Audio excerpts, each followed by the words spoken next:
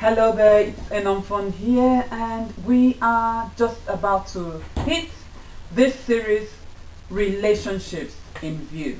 And we are starting off with ourselves. Now, before we go into some very pertinent and powerful questions that I want to ask my husband Robert, I just want to ask you, can you take a relationship pulse? Can we know what's happening in your relationship? Or can you yourself know what's happening in your relationship and how you can ensure the right things keep building and the wrong ones are killed? Whatever you feed will live, grow and grow. Whatever you starve will die. So it's all what we give strength to in our relationships. That is what will grow.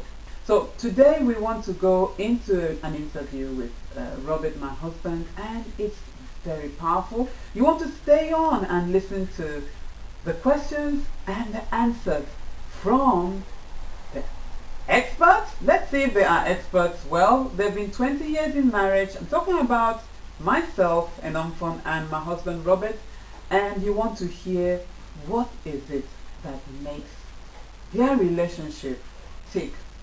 Or is it ticking?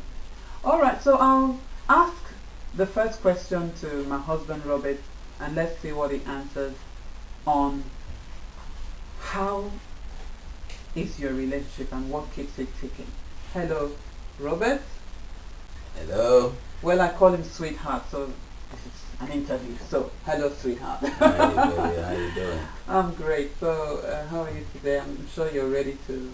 Ready to roll. Wonderful. Ready.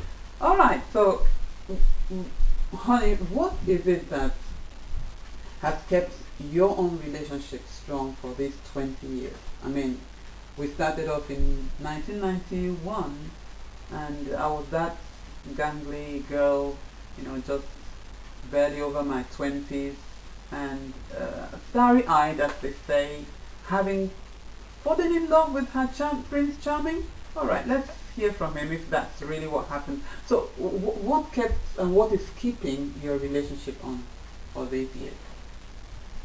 Hello, viewers. It's wonderful to have this opportunity to share with you. This is about real life, and like you have heard, that's one of the things that makes it interesting. Now, when you understand that you are dealing with emotional beings. Oh. Yeah. You're dealing with emotional beings. That's a good clue there.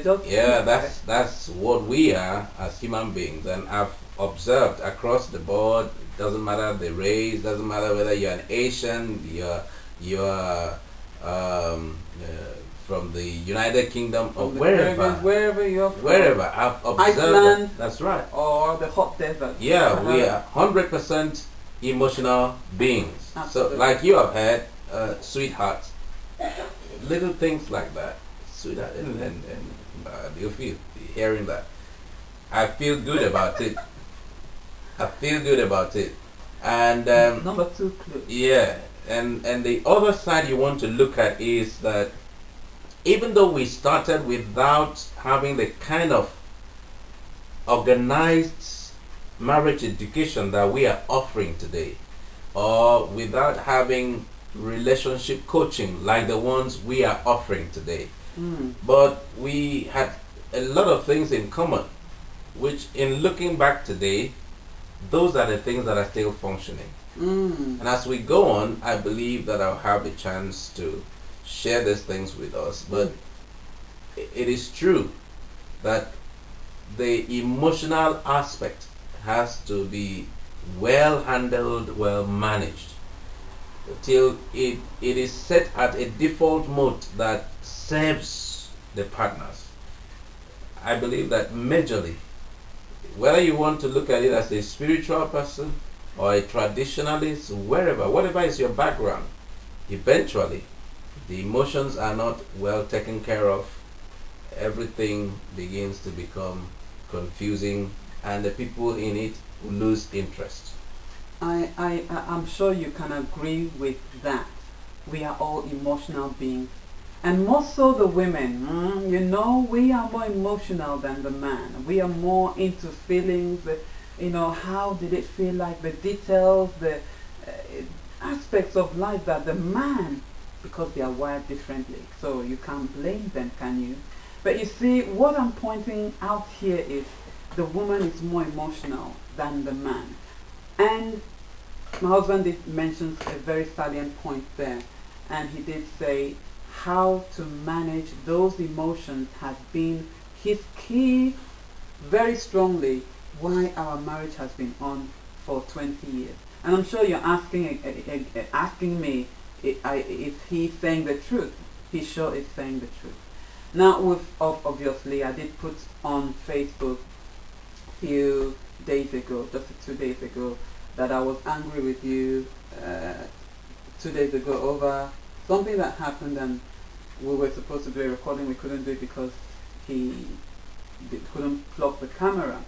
And someone said I was honest, and I feel that, you know, being honest is one of the major keys in your relationship, not just with your spouse but with others, because that transparency helps your other half to see what's really the problem.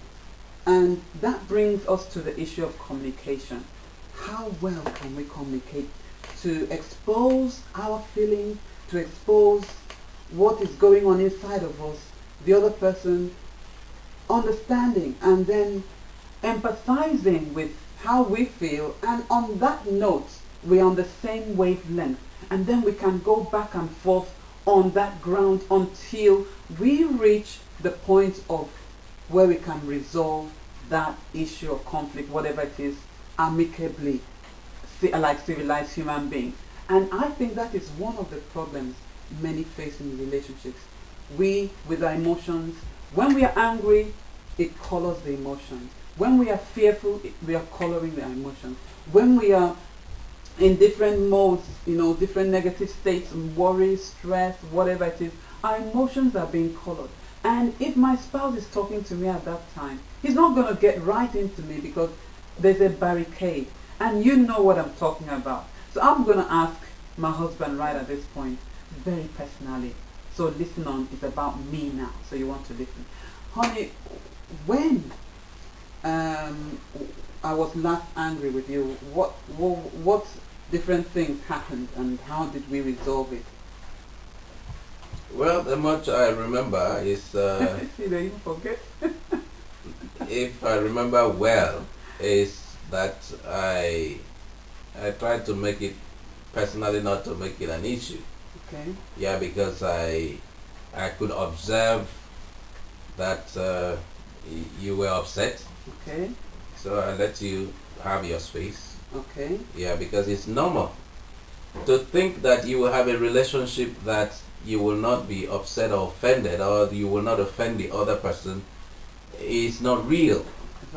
The truth is that the closer you are, the more you will feel the pain of misunderstanding. The more you will feel the hurt of what the other person has done. I mean, shouldn't have done, but has done it.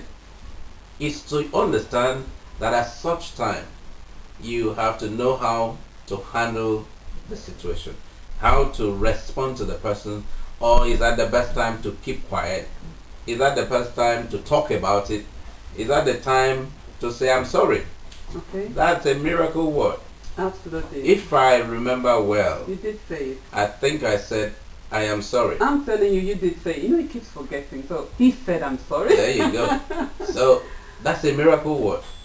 I am sorry could do the miracle. And there's nothing manly or womanly about it. In fact, you need to be manly enough to be able to tell your wife, I am sorry. That's one of the miracles. Guys, are you getting that? You get to that point where you know that it adds something to you. Like I said, you have to be man enough to be able to say, I'm sorry. And there are many people who would rather be right than seek to win the love and the cooperation of their spouses. Now, this is not the place for that. One of the things that your marriage will help you do is to help you become very mature. it's the one last chance you have to become a mature person. So if you're the one person that says, I can't, how can I ever say I'm sorry to a woman? Well, this is your life. So you have to decide and choose how you want to live it. That's absolutely true, you know. And once we understand the purpose of marriage, it eases and helps communication, helps your relationships to achieve that purpose. And the number one purpose of marriage is to ensure that you both grow to maturity. And using the different personality differences, the complementing of each of the personalities. So if your husband is the quiet type, most times it would be that the wife is, the social type in that sense. So it's to complement each other and not to point fingers and say, no, you are not as I am, you should be like I am. Well, back again to apologies. Sometimes we have an idea of an apology. There are different types of apologies. And one of the things, well, we're not going to that now, but one of the things that couples do sometimes is, I'm sorry. Just throwing the I'm sorry at the other spouse just to, that's what you want, so take it stuff. But that's not it. If your apology is not heartfelt, if it's not sincere, if it's not to make amends and move forward, then don't say it. Because, that's not going to help. So, there's so much about this, and we're going to go into the details of this in our trainings so that we are empowering couples with communication tools on how to best relate for an empowering and fulfilling and successful relationship. Absolutely. So I want to stop here for today, but suffice us to say that this interview is just an introduction and is the start of the series of interviews that we are going to have. We are going to interview experts on relationships, experts in businesses, pastors, ministers in different capacities. We are going to interview people on different cadres of the social ladder. So you don't want to miss this series. We call it Relationships in View. And it's happening all live on Relationship Coaching TV here. So I wish you watch it with interest, with passion, with the desire to learn and grow. Call your spouse alongside and watch these interviews and movies. So I'm wishing you all the very best as you stay in touch with us here. And it's now bye from me, Nomfon Ntefon, and Robert Ntefon. I salute you. And we salute you. So bye for now.